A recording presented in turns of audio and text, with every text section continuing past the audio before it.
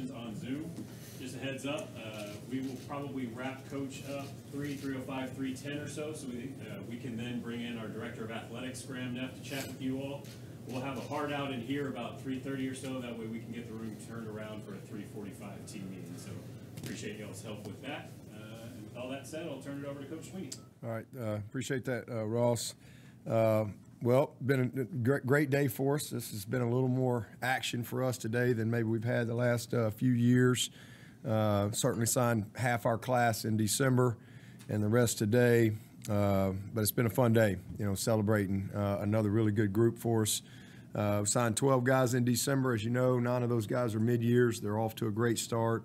Really been enjoyed, and it's been fun to just kind of see them get acclimated and with their transition in all areas of the program and school and all that stuff, and really seem to be doing very well. Today we're gonna, we still got, I think we got a decision being made at 4:30, so we got one more out there, but plan to sign 8 to 9 more today, and so should put our class in that 20 to 21 range, which really is just what we needed, to address our needs. Also going to add 11 really good walk-on players that I think all have the potential to help us and contribute to our team. But as always, time will tell. But I do believe this group will be another special group that will help us continue to be a great program on and off the field and everything that we do. And help us to continue to be consistent in everything that we do. But, every year when we go recruit, we always have specific needs and objectives, and it's always a process, and there's lots of twists and turns as you go through the recruiting process every single year, always has been. Man, we get the guys we're supposed to get, and thankful for that. But the objective is to add talent and depth to your roster. It's always, critical to fill the specific needs that you have, and I think this class has been able to do that. And we've done it with a group of really great young people that I think just happen to be good football players, and man, a lot of great families. That's the other thing that never really gets talked about a lot, because when you're recruiting these kids, it's not just the kid that's coming into your program. The families are coming with them, and we got a lot of great families that are joining the Clemson family, and we're excited about that. As I said this morning, it was a lot of fun to get back on the road. It was had to kind of get back in rhythm a little bit because it's been so long since we've been in the grind of in and out of schools and homes and planes, trains, and automobiles. But it was a lot of fun, December and January to get back in the fray and reconnect with a lot of coaches. And I think the staff just did an amazing job of finishing our 22 class. But I really like where we are in 23 and the momentum that we've been able to get going and just being kind of on the front end of a bunch of guys and establishing the connections and relationships that you have to have. So really fun time the last couple months. 10 states represent this class, and so again, just I think our brand continues to be strong and attract interest from all over the country. But certainly we do everything here, from the inside out, and started right here in the state of South Carolina this year. This was a great year for us in the state of South Carolina, and it's not often that you have the amount of numbers that we had this year in our state. So to be able to have the success that we had, certainly critical for us. But we signed 2 quarterbacks, running back, 2 offensive linemen, a tight end, 3 receivers, 2 defensive linemen. It'll be 2 to 3 linebackers, depending on what happens today. A couple of safeties, 3 corners, a kicker, and a punter. So we really kind of touched all the bases that we needed to touch in this class for sure. 9 offensive guys, 2 specialists, and then it'll be either 9 or 10 defensive guys when the day comes to an end. But again, thankful for all the young men. It's always a blessing when you got the type of guys that we recruit who all have different opportunities and I appreciate their families, but especially our staff as well. I mean, there was a lot of hard work that went into this class, especially when you have the amount of transition that we had this year. But they did an amazing job. And as far as our staff goes, I know we got a lot of different roles and guys being promoted and different responsibilities, new people coming in.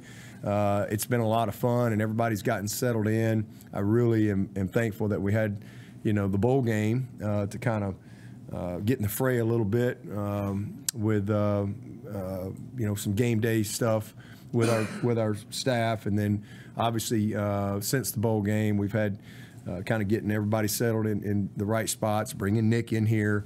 What a great addition he is for us, and transitioning with Thomas and Robbie.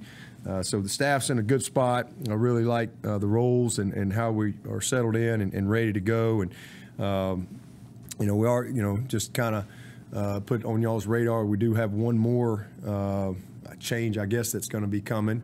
It's kind of bittersweet. It's good. It's there's nothing bad about it, but it's always bittersweet when there's transition. But Danny Poole, who most of y'all know, Danny has been at Clemson for almost 40 years, and I have been with Danny for 19 years, 19 of those years, and he's been our trainer. And I guess he's been the head trainer here for about 22 years. And man, I'm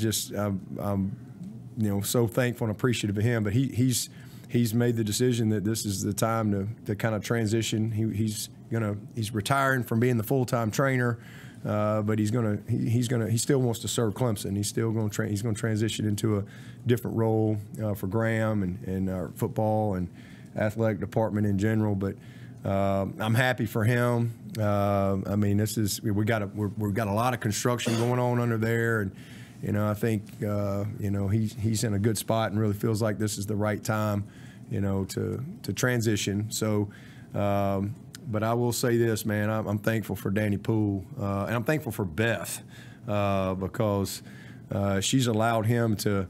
I mean, you can't appreciate the job of a trainer until you see it up close day in and day out. I mean, it's a thankless job. Anytime somebody goes to the training room, they're not happy because they're hurt or they're rehabbing or whatever. And it's just a really tough. And I will say this: you don't win the amount of games that we've won around here without having great effort and a great team downstairs. So, man, Danny Poole is I'm glad he's staying. I'm glad that he's not ready to quite go to the beach or to the golf course. So I'm thankful that he's going to still be here to whoever. I know this job's going to attract a lot of really great people. So whoever that person is, I know that he'll be a great resource for us and help in that area. But he's excited about serving the university and seeing what's next in a different capacity, and but also transitioning from that day-to-day grind of being the full-time trainer. And so thankful for Danny Poole and Beth, and again, excited about him continuing on for us.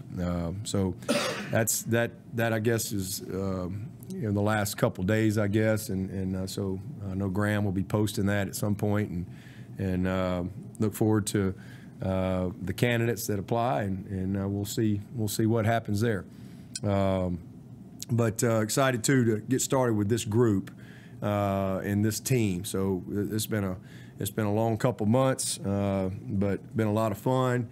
And man, we got those 9 mid-years here, and getting them up and rolling is a lot of fun. We're going to be on the field next Wednesday, so that'll be our first opportunity to truly get on the field. We're going to have a team meeting this afternoon, and really, kind of give them some good direction as we're really rolling into our strength and conditioning program.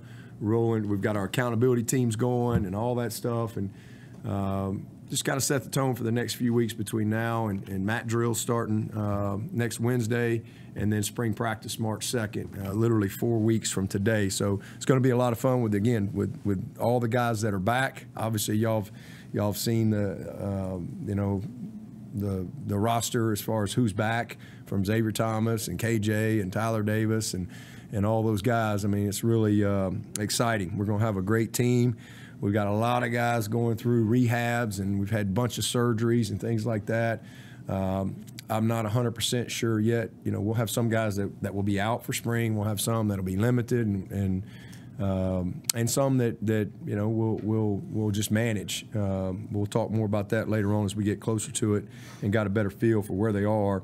But it's going to be a lot of fun. So we'll take a little break for kind of a little long extended weekend here with the staff, and then man, we're going to get back at it. New team, new journey, and a new year. So in the process with all of our support staff of really grinding through all of our quality control, and you know, getting ready for our all-in drills, and again getting prepared with what we got to do staff-wise and team-wise this spring. So spring game's April 9th, if y'all haven't heard that already, and I look forward to, you know, having a great day in the Valley. I know y'all have seen the schedule. We're excited about that as well.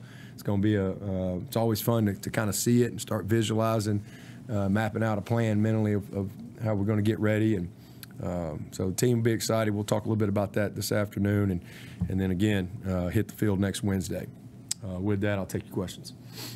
I wanted to take you to decide on Tyler once Todd announced he was leaving as the recruiting coordinator.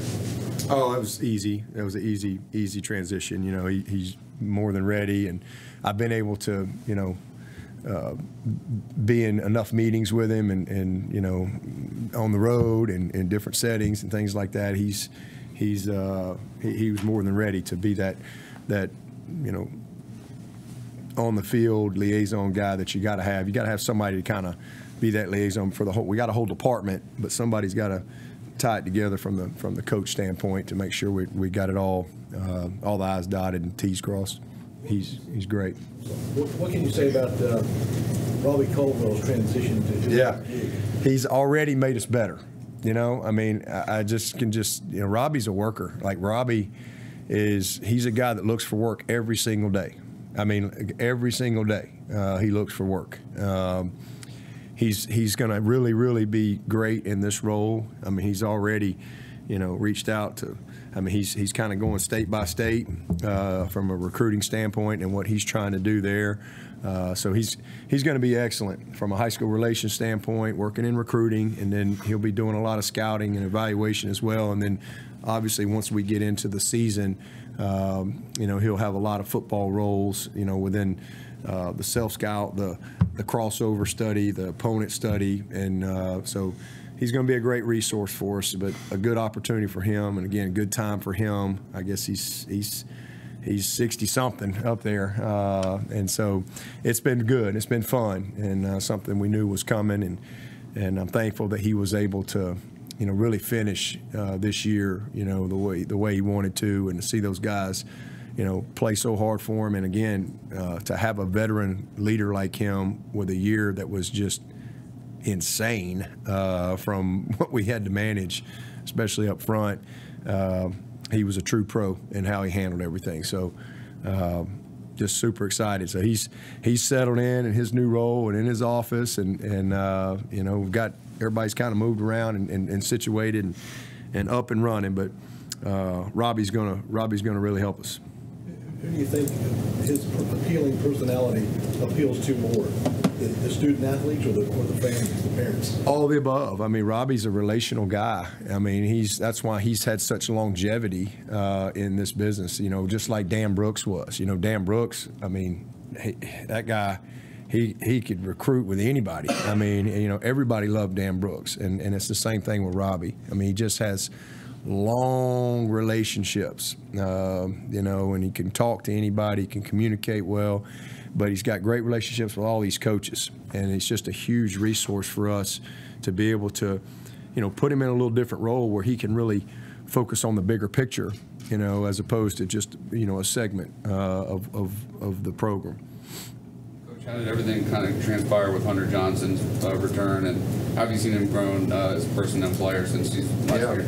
I mean, as I said this morning, just kind of God's favor. That's all I can say. That's the only way I can describe it. He called me. He wants to coach, and so you know, he's done at Northwestern, got his master's and all that stuff, and he's just wanting to come to Clemson and get his MBA, and you know, wanting to know if he could, you know, help coach, help be a student, you know, intern or student helper while he's getting his MBA. And of course, I'm like, heck yeah, man. I mean, are you kidding me? This would be awesome.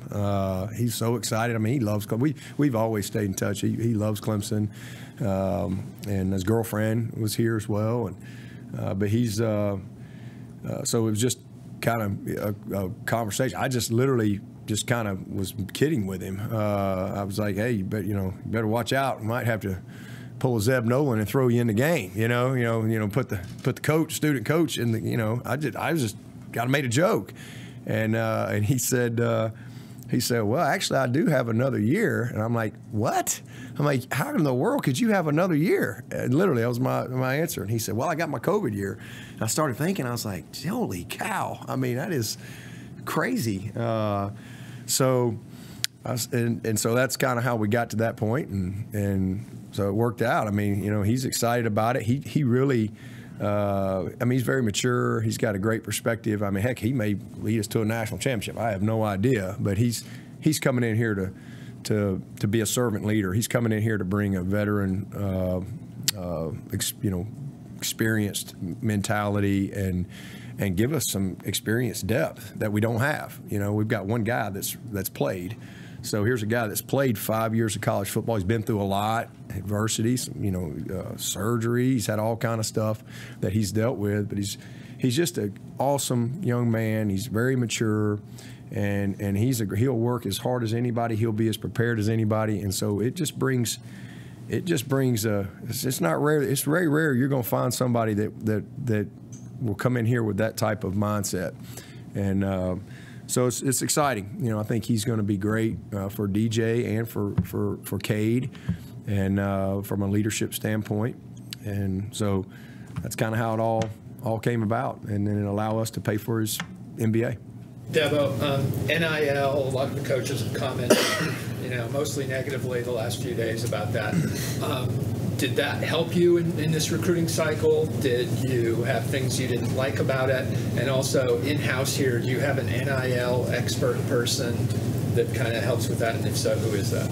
Yeah. So I wouldn't say it helped us. I mean, we're never going to recruit leading with NIL. That's an opportunity. We certainly have the opportunity to help anybody that wants to participate and use their name, image, likeness however they want to. But we always lead with who we are as a program, the purpose of this program. And I don't think many people are going to come here, or at least I hope they don't, because of the NIL. I hope they come here because this is the university they want to be a part of, the program they want to be a part of, the people they want to be a part of, and so it really wasn't a factor either way. I think we've got a huge team in place here. I mean, we're probably one of the few places that is actually building a facility. In fact, you are going to see the construction start, I guess, probably next week on our new facility that's going outside the weight room here.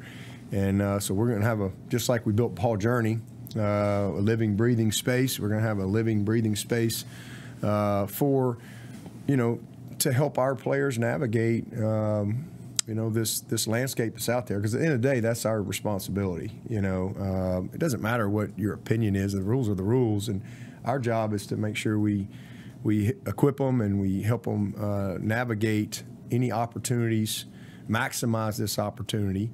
And that's what we've been doing. That's what we're trying to do moving forward. And we've got a team right now. Is what we have set up. We've got a really good team of people that are, we have somebody designated from the university standpoint for the whole athletic department, and then we have a little team that's dedicated to that as well. And a great, when we do visits and things like that, and kids come in here, that's a part of our process, but it's nowhere near, like we're not coming out of the door, oh, hey, here you go. Like that's just one of the things we cover, just like the training room, just like the strength and conditioning, just like nutrition, just like dining, just like the business school, whatever it is. So we've got a great presentation and a great approach to that. It's been really good for us. And again, our responsibility is to help them maximize it. And at the end of the day, 98% of these guys aren't going to play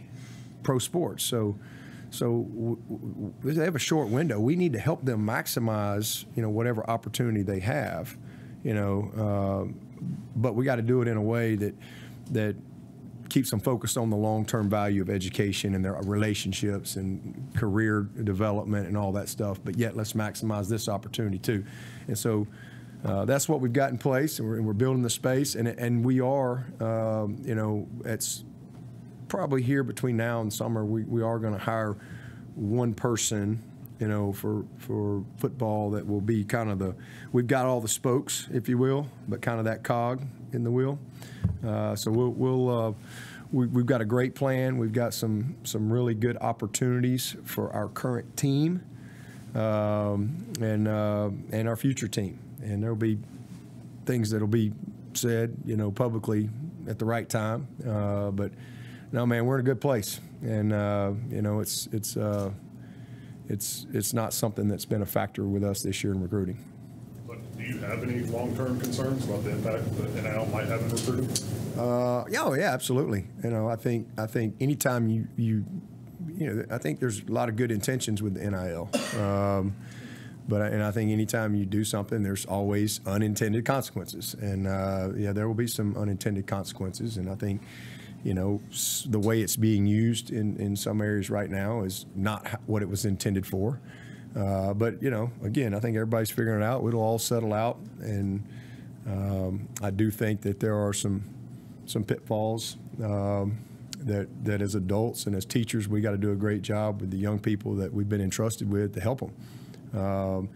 Because I can see a lot of young people making decisions for the wrong reasons and maybe getting distracted, again, by short-term money, because it's very short-term, and sacrifice the long-term. So I think there's a balance there, and that's where I think everybody has a responsibility to help them. Yeah, but you guys signed some guys with Clemson ties already, and some younger brothers. Just what did you like about those families and those prospects, and what did you like them bring to the program? Yeah, you talking about Cole and Kobe? Cole's. And Jaheim. Yeah, Cole's just. He's. It's just amazing, kind of to be honest with you, how that all came about. All I can tell you is just kind of a God thing, because that's exactly how it happened for Nolan. Because we weren't recruiting Nolan, and y'all remember after that national championship game in '15, and Travis and McKenzie and J. Ron and T.J. Green left. And I have to assume they're coming back. Because if you don't assume they're coming back and you go recruit people, then and then they come back, now you got to tell somebody they got to go or they can't come. And we don't operate that way here. So, all of a sudden you got to go recruit. And y'all remember the story of Nolan. I'd offered him a walk-on spot a long time ago. And next thing you know, we're scrambling. And we went and got Isaiah. We went and got Trayvon. We got Kayvon. And then we got Nolan. And I just said, man, I'm going to go back and watch his tape. And when I watched his tape, I was like, let me get an unbiased opinion here. And I took it down to Brent, and Brent was like, who the heck is this guy? Where's he at? And it was the exact reaction. I'm like, that's all I need to know. And the rest is history. It was only offer. And this kid's getting ready to go to the NFL. He's been a great player for us, a great leader. He'll be a D coordinator one day. He wants to coach when he's done playing. And then Cole, he was a basketball player. I've known Cole forever, but he was a basketball player, literally. And he didn't play football. And then all of a sudden, his junior year, I guess they talked him into coming out and playing football. And he was playing at Vestavia, and at that point, they'd been running that dang option forever, for 50 years. And so he was just kind of a wing guy, just a good athlete. So not on anybody's radar. And then they had a new coach come in this year and went to the spread. It was actually Kevin Swint's coach from Carrollton, and they went to the spread. And next thing you know, I'm getting a text from Raymond, his granddaddy, saying, "Hey, you might want to watch this kid." And I mean, I started watching him, and I actually talked to him back in November, and I said, "Hey, I'm just going to try to keep you under the radar here for a little while if I can," because I knew if people watched his tape, he was going to get a lot of opportunity, and that's kind of what happened. I mean, he had he had a lot of people, you know, from Notre Dame to other schools reaching out to him as his name got out there and people started watching him. But he's a faster, bigger athlete than Nolan, and Nolan kills him when he hears me say that. But he's twitchy, he's long, he's got great ball skills. He's a big-time athlete. He's a big-time basketball player. I mean, this kid, they got a good chance to win the state up there. He's played at the highest level in Alabama and was dominant. And again, this was his first year to play receiver and just blew it up. A great punt returner, great kick returner. Got throw just like Nolan, will throw his butt in the weight room for a year. But I think he's got high-end potential. So just very, very fortunate to get a guy like that. And then Kobe, obviously we've known the McLeods forever. I've known Kobe forever, and same thing, you know, just kind of chance that it all worked out the way it did. Kobe, Big Ray reached out to me, and I don't know, maybe early November, I guess, because we were kind of locked in. We had guys committed, and we were kind of done, and we had 2 other offers out there, a kid in Florida and a kid in Alabama, and we're just going to take one more guy, and we felt good about where we were. But he wanted to get just a true evaluation of Kobe. So, you know, I told Brent, I said, "Hey, give me a good evaluation on what you think, because I want to try to give him some good direction here on because he'd committed early and his recruiting had picked up, and he was trying to figure out which way to go, and so Big Ray wanted to give him the right advice. So I sent it to Brent. Brent wrote up a great, you know, eval on him and really liked him a lot. And that, you know, if we didn't get one of those guys, that he's like, this guy can play. And so anyway, forgot about it, sent it on, went about our business. And then, you know, we have signing day and we do our thing. And next thing you know, I'm watching the Steelers game, and Ray had a big game. I just happened to text Ray, and and they both hit me back, but Ray hit me back. And I said, "Hey, where'd Kobe end up signing?" Conversation, and he said, well, he actually decided not to sign because they just had a lot of things come their way, and they didn't really know what they wanted to do, so they were going to take January to kind of figure it out. And that was the story on a lot. It's going to be more and more the story, to be honest with you, because there's not many high school kids getting recruited. There's a lot. In fact, a couple years ago, a lot of these guys that we just signed, they wouldn't be here to sign. So, you know, it's good and bad. It's good that there's a bigger pool of high school kids to recruit, but it's bad because you got a lot of high school kids that are not getting the opportunities that they got a couple years ago. And you got a lot of them that are having to go mid-year too, whether they want to or not, because you have 2 good players. This kid can come in the summer, this kid can come in January, and you know, so it kind of forces the portal. So that's how it came about. And when he said he didn't sign, I was like, I went back and watched his tape again, and I sent it to Wes, and Wes's response was exactly the same. He's, you know, and he was blown away by him. He's a really good player. He's as y'all know, a football family. His brother's at Arizona. Ray's with the Steelers, and I mean, he's a tough kid. He's a really, really good kid. Great family. So just kind of neat how that worked out. And then Jaheim, I've watched Jaheim from his whole life. He and Clay Jaheim has spent many nights at my house. He and Clay have played ball together their entire life in about everything. So I've known him well, and I'm really, really proud of him. You know, I challenged him last year because I just felt like, you know, he was good enough, but I told him he's going to have to earn it. And, you know, there were some things that I wanted to see in him, and, man, he did it. And I'm just really proud of him and his development. I mean, he was a dominant player this year. He dominated every game, and I saw every game but one. He dominated, and he dominated the playoffs. He goes and dominates the All-Star game. I mean, he's a really, really good prospect. Same thing, though. He's got to get his butt in the weight room. He's twitchy. He's got some violent hands. He's a great effort guy. He's instinctive. He's much more refined than Shaq was, coming out. Obviously, just simply because of, he's had an example for a long time, and so he's got a chance. He's got a chance to be he'll be a true edge guy. So, he's got a chance to be a good player if he'll continue to put the work in. But it's always, fun when you've got those type of relationships. This is a relationship world. It's a relationship business, and that's an example of good relationships. But also, it speaks to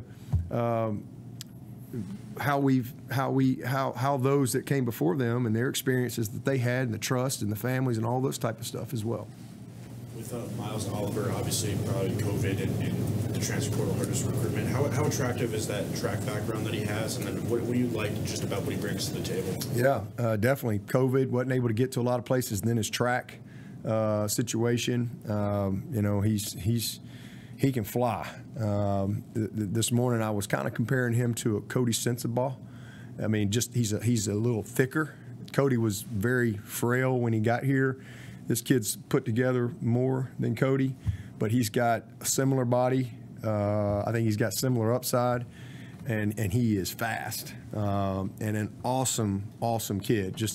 And I hate to compare it, but you kind of get into that as a coach when you've done it for so long, and that's kind of how I evaluate him. I mean, I think he's exactly what we needed. We needed another guy at corner, and I think Mike did an awesome job, just identifying, evaluating, and then, sure enough, everybody kind of came in there, but he's going to be a good one for us. Would you say, Caden's story was more of a need or just an opportunity to present itself to Nick? Yeah, well, D linemen are always a need, but with everybody coming back, I think he's a guy that maybe doesn't come in and start. He's probably not Brian Brzee the day he gets here, but he's got a chance to be a great player. I kind of see him as a little taller DJ Reader. He's that sneaky, athletic, going to be big man. He can play basketball. DJ is a great athlete and didn't really always get the credit for that. I mean, baseball, he could do it all. And this kid's the same way. His dad's the head coach. He's a football guy. His dad was a great player. His dad was a multi-sport player at Jacksonville State. Mom's an athlete. Brother is at Alabama. I mean, he's got another brother that played college ball as well. I mean, just a small town Friday Night Lights football place, and he's just got this mentality that you can't teach. It's just been instilled in him, and I mean, he is a big kid that can absolutely move. Y'all see him play basketball. He's got handles. I mean, he's got great feet. He's soft around the rim. I mean, he's just a really, really good big athlete. So to get a guy like him in this class is going to pay off for us big time, because we're getting ready to have a bunch of guys. We got a great group. This has got a chance to be, as good as we've ever had in this defensive line if they will work and do what they need to do to play and perform at the level they're capable of. But we're going to have a little more depth than maybe we had in 18. I think frontline guys, we got some similarities, but this group's got a chance to have deeper depth, deeper experience depth. And so this kid coming in and have the opportunity to learn from Brian and learn from Tyler and Rook and those guys, he's a big get for us, for sure. Dabo, what was your reaction to Todd Bates' departure, especially so soon after he had just gotten that new contract with you guys? Yeah, he just, it just was an opportunity for a promotion for him. I mean, he really, he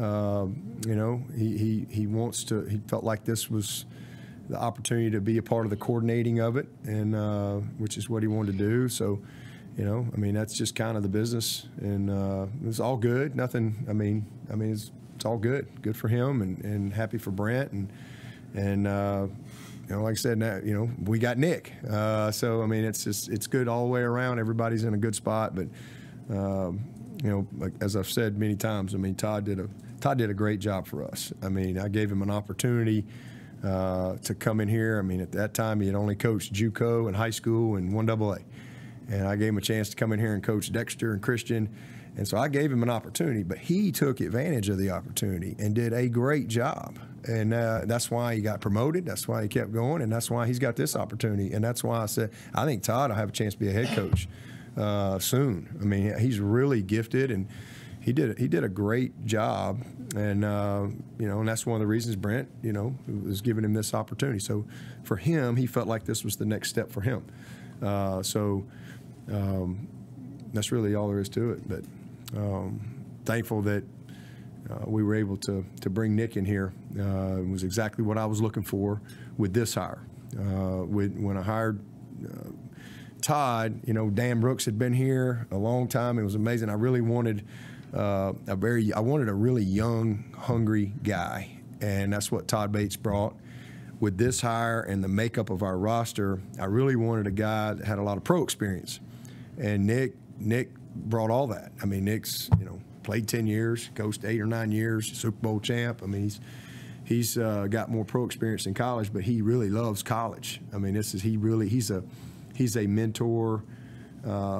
He's a teacher. He's a guy that really loves impacting young people's lives. And so it's been awesome from literally the moment he said, I'm coming.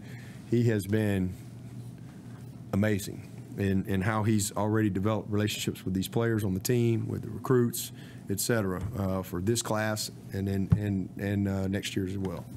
Got about 2 more minutes if you want to take one more. What does Keith Adams Jr. bring to running back room, and are y'all happy with the depth at that position right now? Yeah, he's tough. He's tough. He's physical. He's tough. He's a finisher. He scores a lot of touchdowns. He did that in Georgia, and he goes out to Utah, and I think he led the state out there. So he's got a mentality, and I love his spirit. I mean, as I said this morning, he kind of plays running back like his dad played linebacker, just relentless, and a high motor. So I think, yeah, I mean, we're in a great spot, and you know, it's one of those things. You have years like this where, I mean, you got 2 elite freshmen and an elite sophomore. You know, it's hard sometimes on the recruiting trail because these kids, they're not dumb. They know, all right, you're going to have to be a little more patient here with that type of group. So, man, it was a blessing to get a guy like Keith to come in this class. And so, you know, we like the 4 that we got. We've got a couple of really good high-end walk-ons that we are excited about as well. And then, you know, hopefully we'll be in good shape. But there's only one ball, and we feel like, you know, those 3, that'll be kind of a 3-headed monster for us. And then we'll you know, hopefully be able to bring Keith along as we go throughout the year. All right, we'll wrap up, Coach. Be joined now by our Director of Athletics, Graham Neff. All right, appreciate it.